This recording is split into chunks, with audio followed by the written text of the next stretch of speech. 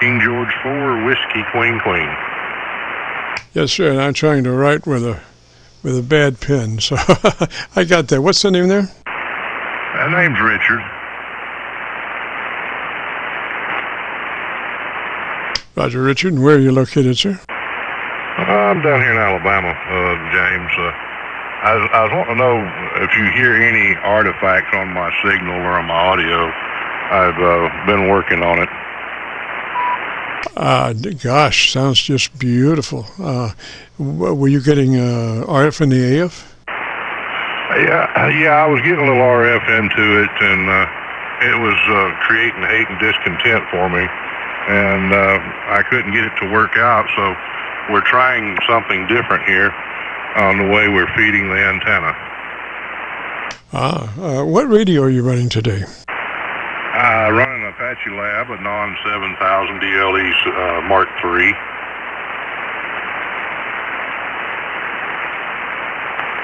Roger.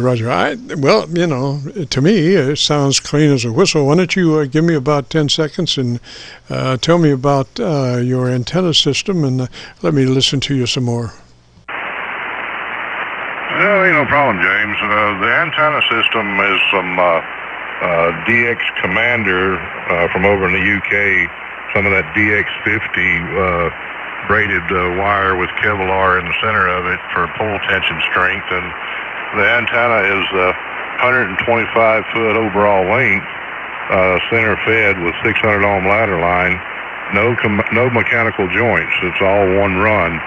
So I've got 120 foot of the 600 ohm ladder line running down to a lightning submerge box, to where now I'm running a single piece of coax out into a 1-to-1 current balance to tie to the 600 ohm ladder line out there. Roger, Richard. Well, gosh, I'm copying you best on my my local antenna, which is fed to a 7300, and spectrum analyzer tied to the audio output of the 7300, and you're just wall to wall. I mean, you have activity down to 25 cycles. Top end looks good, mid range looks good, and just a word of explanation about the antenna, the spectrum analyzer. First, white mark to the right is 100 cycles. First mark to the left is 100 cycles. First mark to the right is 1 kc, and then there's a black spot, which is 2 kc, and there's another white mark, which is 4 kc. And not, like I say, you're just, wall to wall. You top end, bottom end, mid range. All looks really, really good and nice, Roger. Okay, I appreciate it, James. Like I said, I was getting a little RF in here on it, and it was just creating me some hate and discontent. I couldn't get it to work on 40, and we changed up a little bit, so we're going to try this and see how well it works. I mean, I'd rather had it the way I had it, but yeah, you can't keep everything one certain particular way. RF's a gremlin. He likes sneaking up on you. Oh, yes, definitely. And, my test for what's happening there is I usually have about 10 dB gain that's back in the corner that I don't need in the mic gain preamp. And so I'll just turn that preamp on up to where that extra 10 dB is. And if things don't take off like a big bird, I figure I'm in pretty good shape, Roger. Yeah, I try to run the mic gain on the levels and everything of this Anon. On a mic gain here, it goes -20, -15, -10, -5, and then 0. And then you start getting into the plus marks. I try to run it in between the -5 and the 0 on the mic gain, and then on the ALC group. The ALC group, everybody I've talked to says you want to run it over to about a -2.5 over the ALC group to have the good drive and audio. I wouldn't change a thing, bud. I would just leave it like that. You sound just tremendous. And listen to the recording. I just do a YouTube search for KC9VKV, followed by the word logbook. Will take you to this recording, and it'll be cut number 1 in a series of 3,000, and you'll be able to hear what a good radio sounds like, and it'll be yours.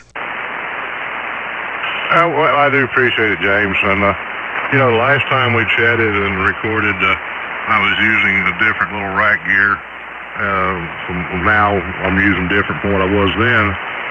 Back then I was using the Apex 230 for the phantom bolts to operate the microphone with. But since then I've changed up to a Wheatstone M1, and it's got the D-Easier and the mic gain and all that crap on it.